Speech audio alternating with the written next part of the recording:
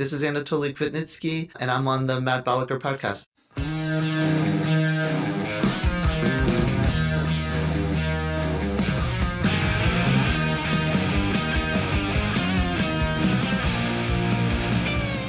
Today's guest is a boy dad, AAU basketball coach, now the CEO of AI or Not, an AI detection startup. Please welcome Toly Kvitnitsky to the program. How you doing, Toly? Doing great, Matt. Thank you for having me. All the way back from going to grad school together, seeing your shows at Red Rock, and now we're on a podcast together. Yeah, it's been more than 10 years, and I think we're at the peak of the mountain, Toly. If we're on a podcast, it's only down from here. And I've obviously know you as a smart, super handsome baller in many facets, but I don't know much about where you grew up. So where did you grow up, Toly? Happy to. So I was born in Ukraine. I immigrated right before the Soviet Union collapsed to the United States, and then grew up on the East Coast in mostly New Jersey for about 20 years. I still very much consider myself a New Jersey native.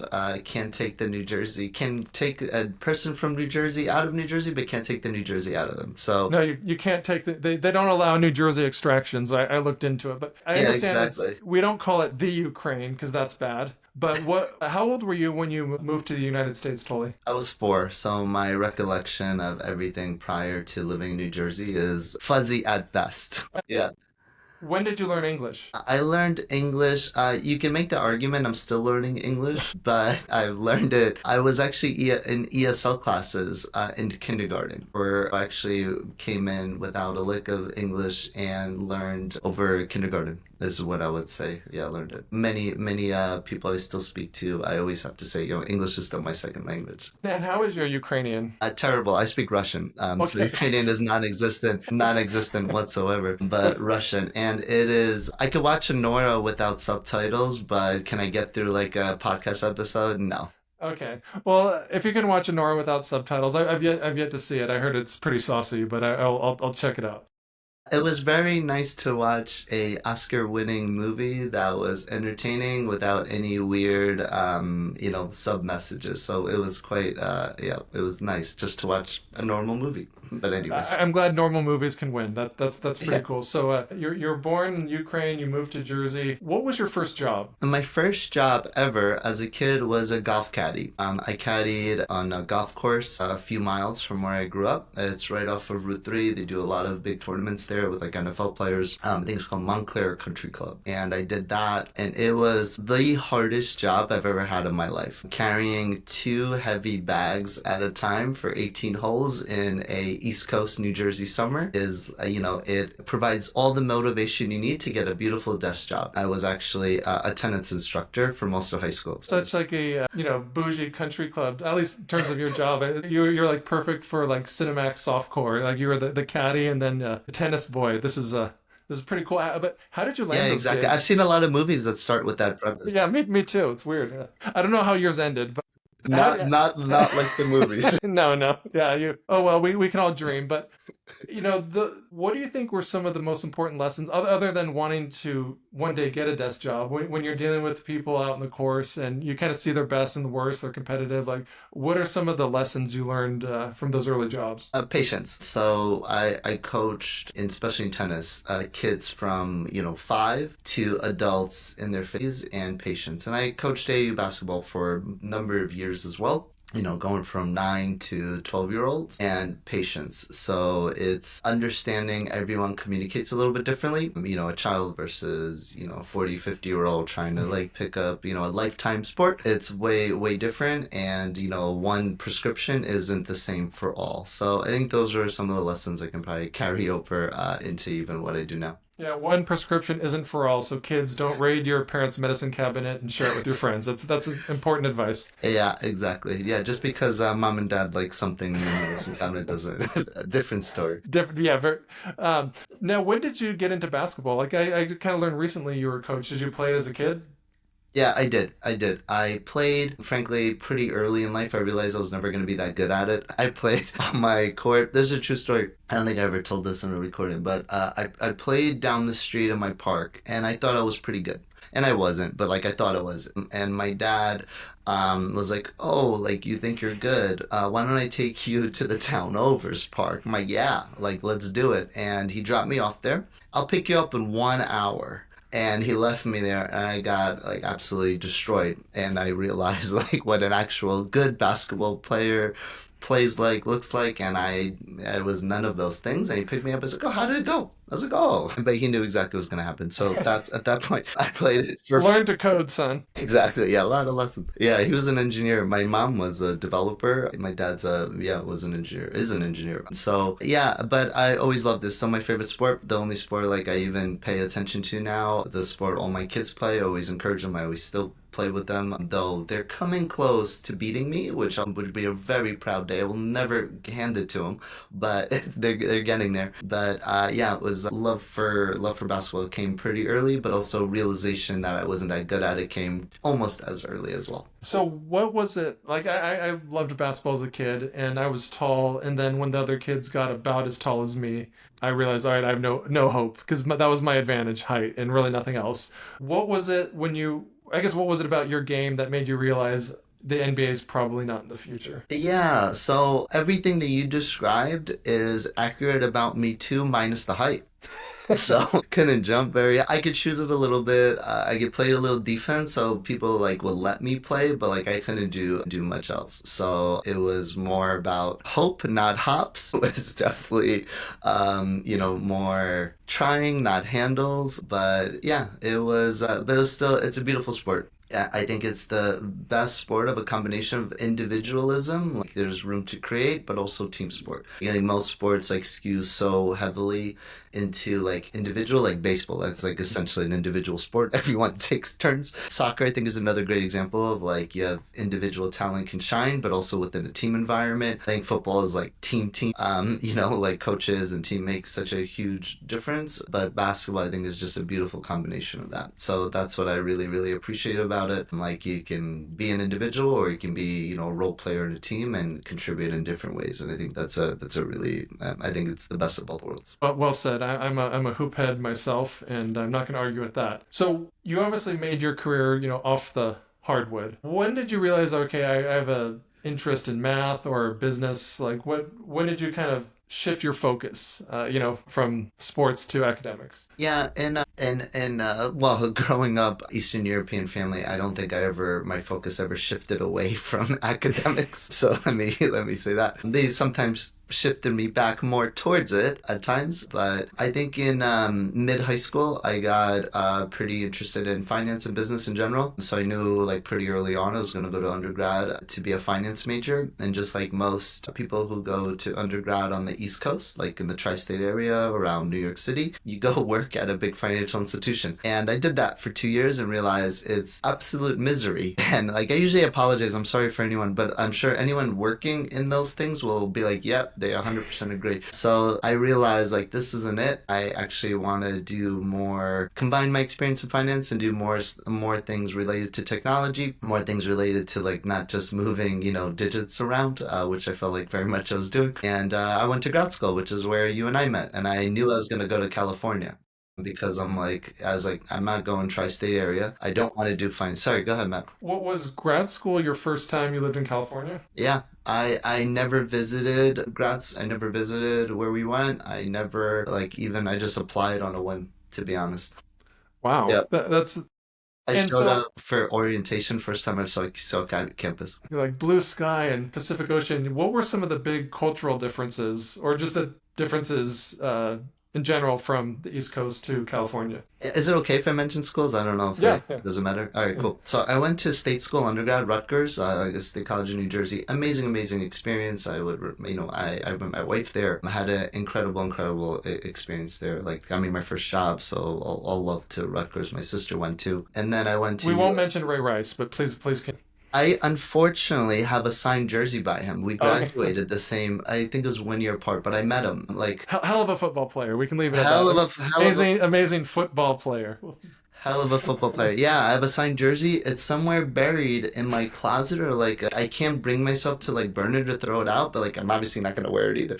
Well, OJ went to USC, so the schools is more than just some of the players. Yeah, exactly. Maybe you'll decide to edit this out or not.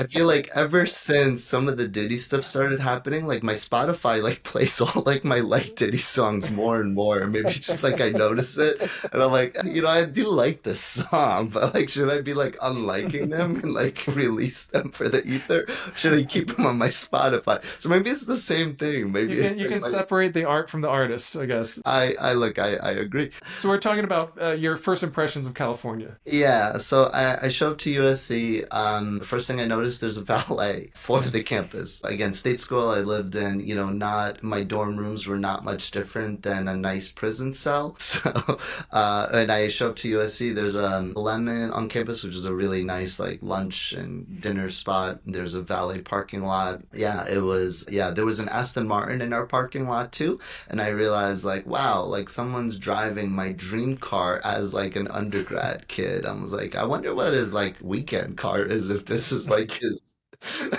That's his commuter car. Yeah. yes, community car. It's like wow. So there's a few eye-opening moments, and let me shout out one of our classmates.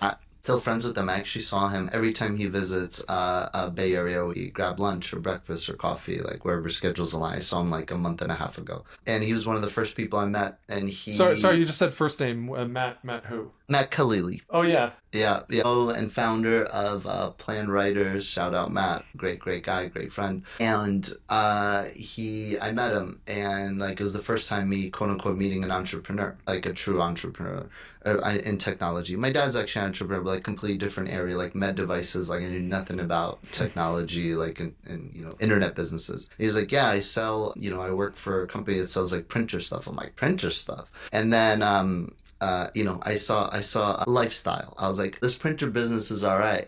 And like, I was a really big eye-opening moment, to be honest. Like, I was like, wow, this like technology thing is like, it's really a thing and like incredible to build something from scratch. And more, like, as I got more ingrained into the culture of USC and entrepreneurship and all the amazing entrepreneurs that they put through like our program, just a really eye-opening experience.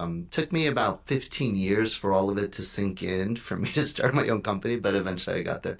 Yeah, I'm curious. How'd you start your own company and what was the motivation behind it? Yeah, so right after grad school, I worked at the largest credit bureau in the world. And then after that, joined as a 12th employee of a KYC startup, became a unicorn, like 250, 300, something like that. So most of my career spent like really fighting fraud, risk, and bad guys. And like, how do they attack people's identity, how they rip people off. And when I saw what was happening with generative AI, my mind went to, how is this going to go wrong?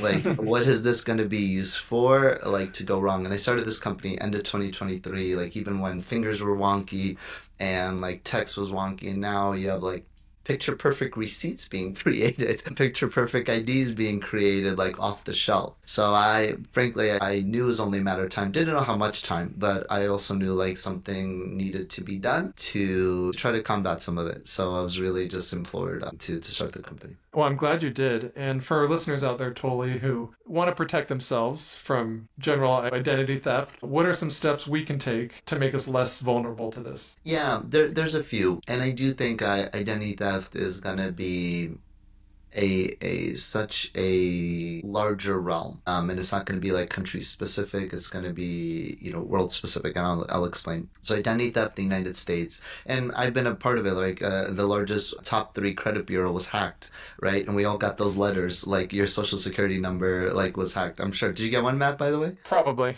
Probably, yeah. Most of the adult population did, right? So, most of the time, it's like don't submit your social security number, don't submit like your address, your personal information, and that's how you really protect against yourself. But now, if you've ever put your voice on a recording, I've never done that. yeah, no, definitely. Why would we? You've ever put your picture on social media? Now people can impersonate you. And like it's a new form of identity theft. They can impersonate your voice and start calling your loved ones in the voice of yourself and start creating images of yourself. And then now you can animate them doing whatever it is you want. Those movies we talked about, that Mhm. happens a lot, Mhm. and it's not consensual. So I think we're in for a really weird time of like, what is the new synthetic identity? Like, what is the new identity theft? And sometimes it's like, it's nothing that you can do. Like, politicians actually asked me this, like, how can I prevent myself from being like deep faked? I'm like, are you gonna scrub yourself from the internet? They're like, I can't. I was like, then you can't do anything about it. So like, I think we're in for a really interesting time of like, the definition of it is gonna expand so much. So the definition of what?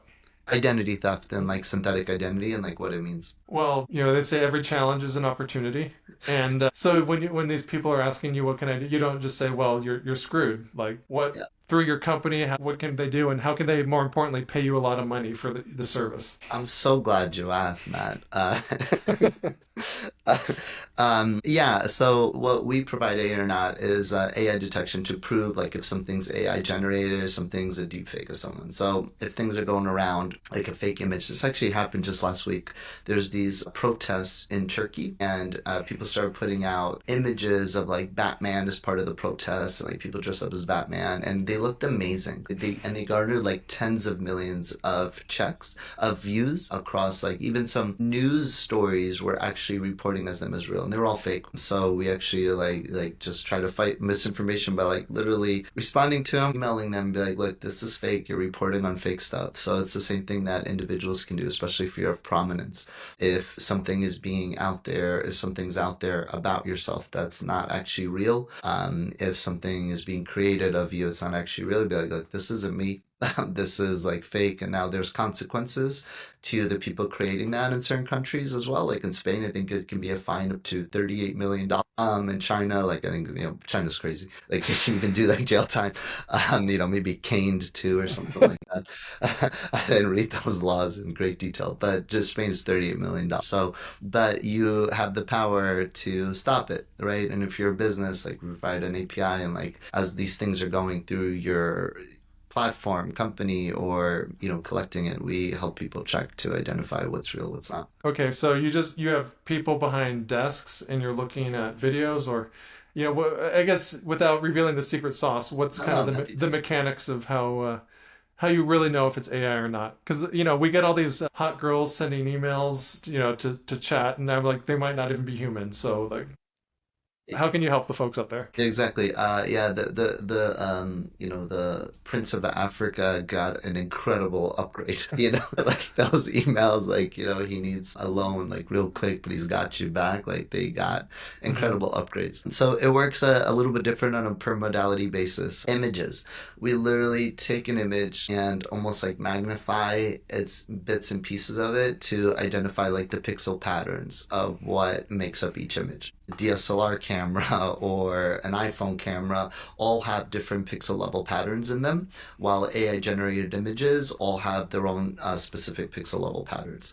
So, and each of the generators are slightly different. Like Midjourney is a little bit different from Dolly, a little bit different from like the new ChatGPT one, to a little bit different to Grok's. And we train our models to identify those patterns. So then we can, with the level of confidence, tell the user what's real, what's not. And we do the same thing with audio. Certain pitches and wavelengths are real versus not, though we might not be able to tell the difference with our ears, but it's like a pitch almost like that an animal makes that we can't hear. It's like that, but a computer can see it, read it, like what it sounds like. And then video is a combination of those two. I think video is where 2025, like you're going to see some incredible things, like scary, incredible things. And like it's combining all of that to determine what's AI generated or not. That's how we do it. And in your company, who's there now? Like, you don't have to name names, but like, is it? I know it's not just you, but like, who's your support? How do you make this happen on a daily basis? Yeah, we're a team of 9 strong. The team is made up of, so let me shout out my co-founder, Johnny Nelson. Actually Yeah. been a good friend of mine since second grade. He was, as he tells people, we met on the dodgeball court, which I'm pretty sure is accurate. He And helped you up after you got knocked down so many times. Absolutely. He was way cooler than me and way smarter. He just happened to, move on to do PhDs in like computational research science and like all the things that work are very cool now, like he did 10 years ago. So actually, we went on a double date with his wife and my wife, Karen, who you've met. We Mhm. were engaged at the time. We went to a Counting Crows concert in the Greek Nice. in Berkeley, and I was like, you have to do this with me. And I loaded him up on beverages. He was on mushrooms and doobies. Exactly. Yep, exactly. And yeah, I was like, you have to like quit everything and do this with me as we listen to incredible music. And it's one of our favorite bands. And the really cool part is actually the second time we saw them live together. So like it's like a thing. Like we go see Counting Crows. And then I have a team of AI researchers. The team is primarily made up of AI researchers. Like they do like all those pattern detection things, all those like artifacts detections for all the different modalities. Like that's who actually makes the magic. And then a couple of engineers supporting back end and front end, and that's the entire team that's doing it. Wow. And what's the revenue model? Like, how does the business make money? It's a pay per click basically. So it's how much volume someone does, and then we have a pricing model like on a per check basis. So our user base, like we have roughly a little more than 280,000 users. It's primarily consumers, people just curious, like you saw something online, you're like just curious what's going on. But on the business side, like we have a few enterprises, a few even government who uses us, and like the vast majority of the volume, I think it's like 90 some odd percent is all generated through those enterprises and businesses. So it's almost like a completely flipped 80/20 model, like where users are consumers, but like the volume, like overwhelmingly comes from corporates and enterprises that are trying to like prevent some kind of fraud or scam from hurting them in their business. Wow. What are some of the biggest challenges you've dealt with in your new business? Good question. I think it's just how far reaching this problem is and how many industries it serves. I think, like the general consensus is for startups, it's like focus and like get really good at one thing. But this problem, it's like that of trying to fight the bad, or I like to say the dark side of generative AI, is so far reaching. Like we have KYC use cases, we have like record labels and music use cases, and we have like just 2 weeks ago, I got a new one. It was actually insurance fraud of someone getting an X-ray of a fake like dental X-ray to try to get a claim through. It's like how far-reaching. It's kind of scary actually. Like how far-reaching this problem goes, and like that's been a big challenge. Like it's like the blessing and the curse of the business, if that makes sense. Like you have incredible addressable market, incredible like demand across all those things, but it's also from like a product and a training perspective, like the focus that it requires to get each one of these things right. And for, a 1 year old and change startup, like to do all that, it's that's been the biggest challenge. Wow. Toly, what do you know now that you wish you knew when you started, AI or not? Yeah, everything's gonna take a little longer than what you thought. Like a lot of things actually worked out. I thought it just took, we just had to shift the timeline over a little bit. And be thoughtful about product. So I think the first 3 to 5 months, depending on how you define it, like I think I really screwed up like the roadmap, to be honest. Hmm. Yeah, like you set the roadmap and then you adjust, but don't adjust like too quickly. Sometimes you got to go with intuition. Hmm. Sometimes you got to have some strong beliefs, like even lacking of data, and don't switch those beliefs too fast. So I think sometimes you just like they might not work out as, again, going back to the speed, as fast as you want, but like just stick to it, and it will get there. It will get there. So yeah, those are probably the two things. It's going to take a little bit longer than what you thought, and you gotta stick to like original beliefs and ride out the roadmap to an extent. But yeah, some intuition goes a long way. Yeah, it's rarely faster, easier, and cheaper than we expected at the beginning. Or else everyone would do it. It would be boring. Yeah. You mentioned earlier in the program that you had a job at a financial firm that was pretty boring. Obviously, being a founder CEO is cool in many aspects, but give us some of the big comparisons from your first job to now. Look, all the companies I've ever worked for have been really good to me. So let me say that. It just like I wasn't the fit. It was not them. It was It's me. not you, it was. It was me. So like shout out all of them. It was definitely me. It's a huge difference. It's a huge difference. All problems are my problems. Mhm. So like if there's people problem. There's no HR. Yeah. There's, I'm HR for better or for worse. Definitely for better. Yeah, depends who you ask.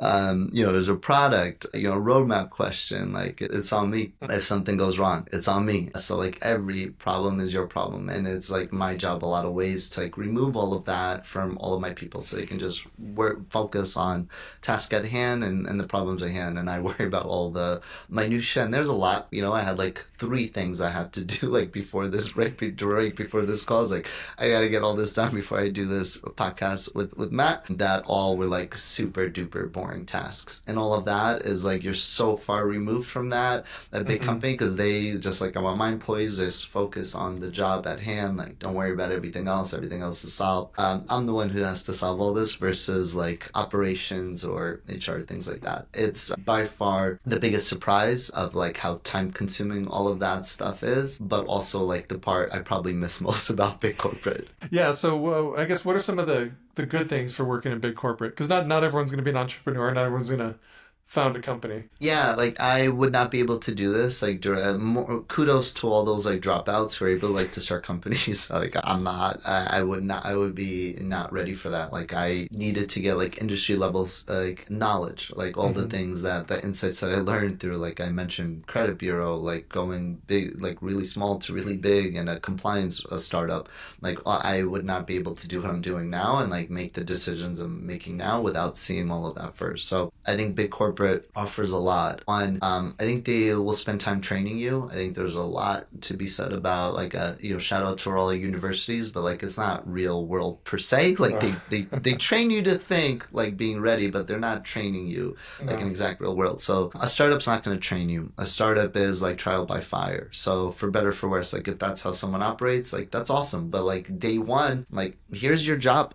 Like you get a mini orientation and like off to the races by the afternoon, like you're producing versus a company seriously versus a company that's you get some time, like you get some training, like here's how to do your on the job training. Like when I worked in finance, like I got sent to 2 weeks of like model training, like valuation, like model, Yeah. like we all like two, it's like all right, like here's your job, like here's some call, like 2 weeks, we'll see you then, like come back when you know how to use Excel. Like because no It's startup like is gonna, yeah, go ahead. no. It's like swim lessons versus just getting thrown in the ocean or something. That's 100% the analogy. You're 100% right. And it all personality based too, right? So like for me starting a company, like I needed the insights to come to the conclusions that I did to even start it.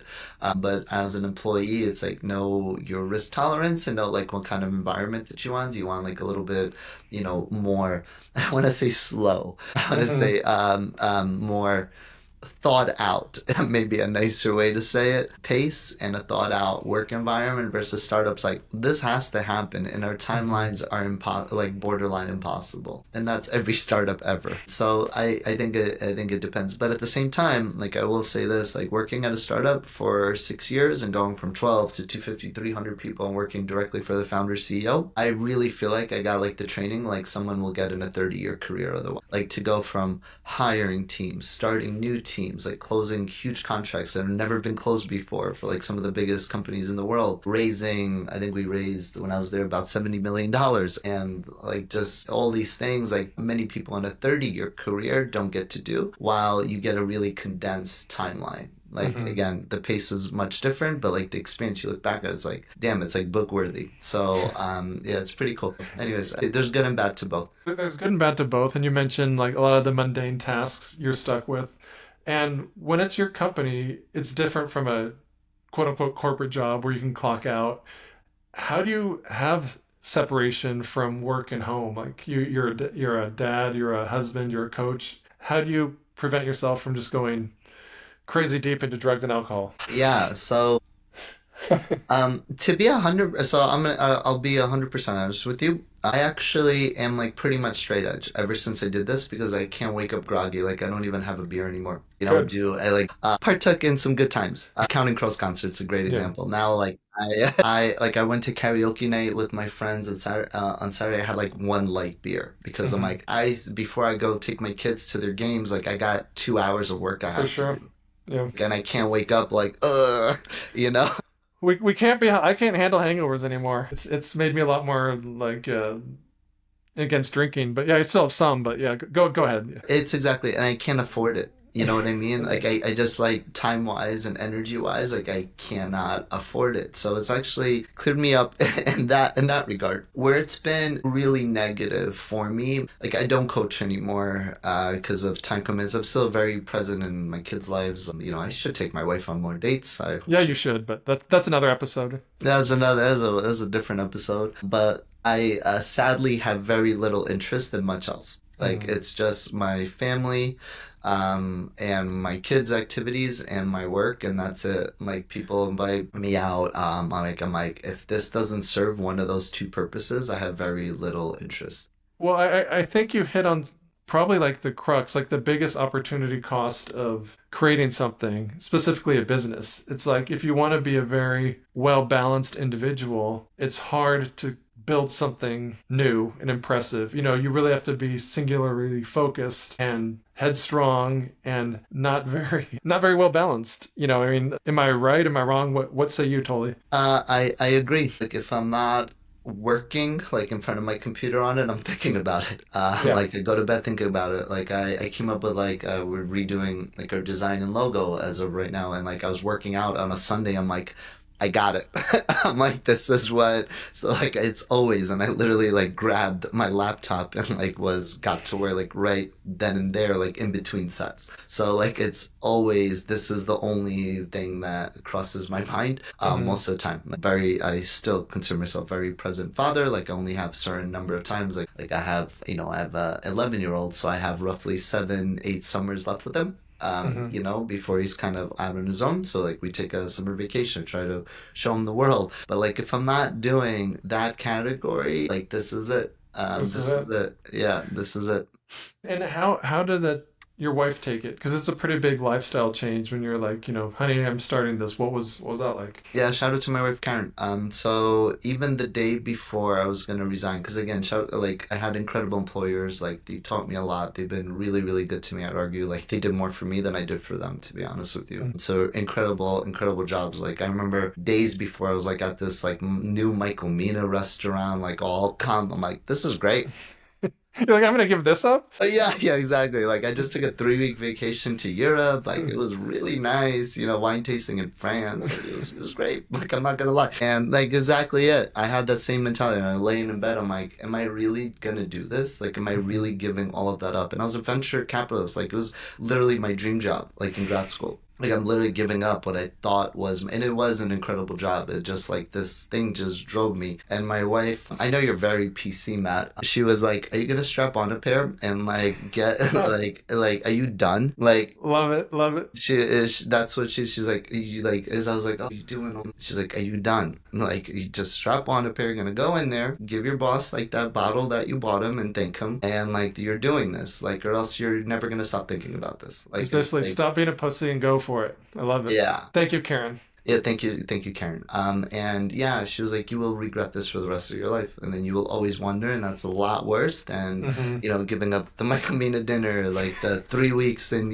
Europe, you know, which not a care in the world. So now I have different cares, but regret is at zero. That's an important piece of advice. So, listeners, grab onto that because there's a risk to going for your dreams, and there's also a risk for not, and it doesn't go away. So it's just a matter of which one are you going to settle for. Yeah, and there was a timing aspect to it too. Like now, I think you know, I started this campaign in 2023. Now we're early 2025, and everyone's like, "Oh yeah, there's a lot about regenerative AI." Like it wasn't so clear, but if I didn't start it then, I would be way behind, and arguably like no chance of doing it at this like start today, if that makes sense. You were ahead of the curve, totally. Trying. What have you done professionally that you're most proud of? Yeah, it's a good question. It's probably this, like just to, you know, pull the trigger and like build the team from scratch, you know, convince one of my dear friends and smartest people I know, Johnny, to just start a company with me, you know, raise $5 million seed round, which was like from top tier VCs, and they've been incredible. All of those things and like signing, like we signed our first enterprise contract 7 months into the business. So it was like mind blowing to be honest. Doing this and doing it it from scratch and doing it at the pace, like never enough for me. But, it is like when I look back at it, even now, like I write the quarterly emails and like the monthly emails, sometimes I'm like, that's pretty cool. Yeah, it's definitely this, like what we do on a daily, weekly basis. This is the most incredible work they've ever done. And it has brought out like the best, I think, in personally in me and the team's work that they're doing. So hopefully this becomes our life's work. Your life's work has made you a better person. And if we're having a similar conversation 5 years from now, what do you think will be different about AI or not than it is right now? Good question. I think there'll be actually more consumers caring about this. When almost all of my career was from the corporate side, like never the consumer side per se. And I think the companies and governments were the first to be concerned about the downside. Rightfully so. Yeah. Rightfully so. But I think people will start realizing like how bad of an outcome this is. Like I have really strong feelings like how social media companies, I'm not shouting out any because it may not be, like who we work with, but it's like they're creating the AI themselves to create more AI for their platforms. And I don't think that's what we signed up for social media.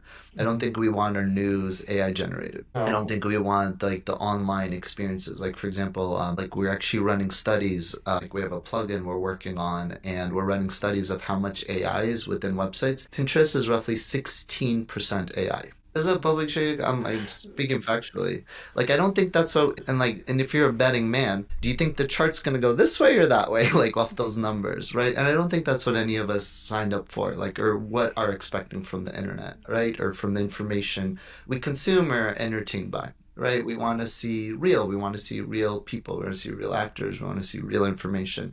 And I think that we will come to, as a society, like in no country specific ones, like I'm actually tired of seeing AI. Like I actually just want to see like, a real person, not an email from a fake one. So, or not a, UGC video that's AI. Like I think in 5 years, you're gonna look back at this time and be like, wow, that was really stupid to allow so much AI on the internet, and like how soiled this time is gonna look. So I don't know. But with that said, I think AI will do some incredible things. Like I'm actually like exploring ways like how do I help my kids in certain subjects that they might Mhm. struggle in, and like AI can be incredible for that. So like I don't want to just bash AI.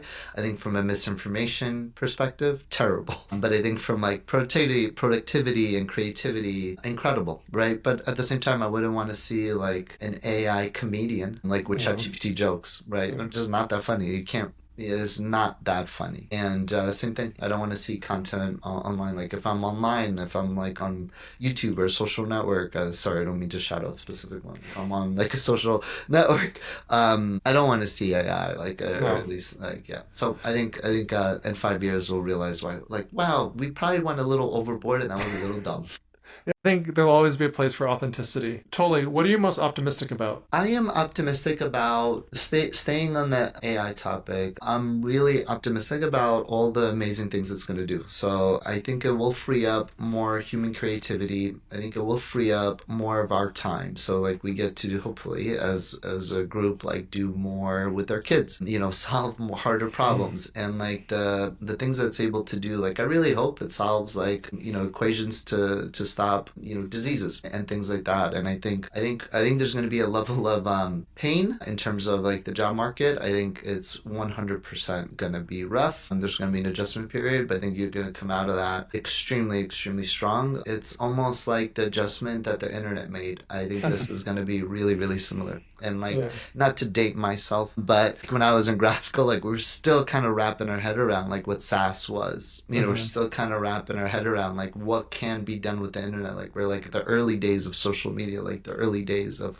like what a CRM is, and like these are the companies that are being created. I think we're at this place now where it's like hard to imagine what will be done, but you look back at it, it's like wow, some really incredible things were done. So I think we're at that. I think we're at that point. There will be some pain around it, but I think come out like in a few years. So like, wow, that was a really groundbreaking time. That pain will make us stronger. I'm with you. Where can people learn more about you and what you're up to? Yeah, I'm pretty easy to find. I'm 99% sure I'm the only Toly Kvitnitsky that you'll find. Find me on LinkedIn. If you want my professional version, find me on X. If you want my unhinged version. And if you're really curious, anyone can just email me, Toly, Toly, at aiornot.com. Well, Toly, thank you so much for joining us and I hope to be back soon. Thank you for listening to this episode of the Matt Balaker podcast. To learn more, please check out mattbalaker.com and encourage your friends to like, subscribe, and share. Really appreciate it.